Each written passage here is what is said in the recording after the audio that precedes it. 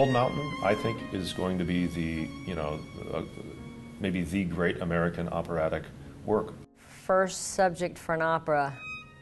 This book for me is perfect, having grown up not too far, as 60 miles as the crow flies.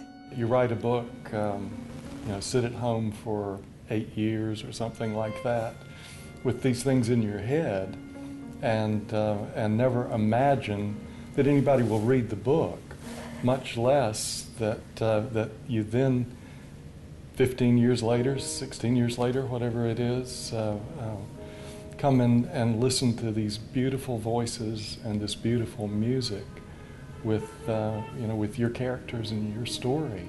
It's a very overwhelming kind of feeling. Charles's book is one of the most beautiful things I've ever read. But the new thing that Jennifer and Jean are creating, it's the same story, it's the same emotions, it's all the same guts of it, but it's different. I think it's the transformative journey that Inman takes, as well as the transformative journeys that both Ada and Ruby experience, that seem to me to be at the sort of the core of the novel.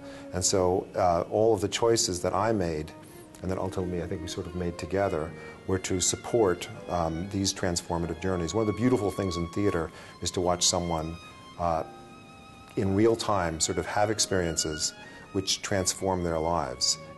So I thought a lot about every character, what kind of music would fit that character, what kind of development does the person go through in the story, how do they change, and everybody has to have a different kind of music, a different part of the orchestra supporting them, and it's flow, timing, and the rhythm of life. It's the heartbeat.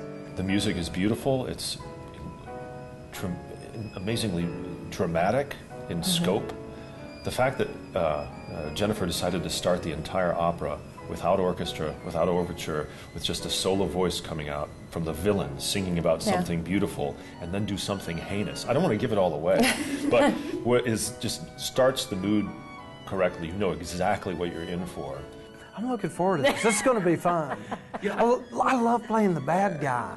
I mean, it's look, it's fun playing the hero. Yeah. It's fun playing a 17-year-old demigod, but everybody wants to be the bad guy. Yeah. These are two lovers who are never together, and the villain is never with his arch nemesis, Inman. They're never together, but somehow, and you can do that in a novel, it works pretty well, but to be able to turn this into a dramatic piece for the stage is incredibly difficult. Making it so real that despite the fact that everyone knows you're at the opera and you're imagining, you want them to have a reaction, they don't realize they're at the opera anymore. They want to be so engaged in the characters that they're in there with you. You're in for the drama and the theater and the relationships between each character and the language. And I think it's between Jennifer Higdon and Jean Shear and everyone else involved in this whole process, they've created a really human story.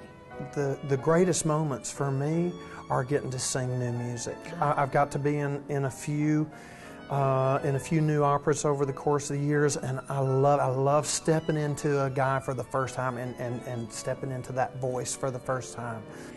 It's very clever. It's very clever. Yeah. Awesome. We know a little bit about what's happening on stage and how they're going to organize all of these intertwining stories, and it's incredibly clever the way they've put it all together. I think it'll be really effective. It is going to be very effective. Yeah. I can't wait.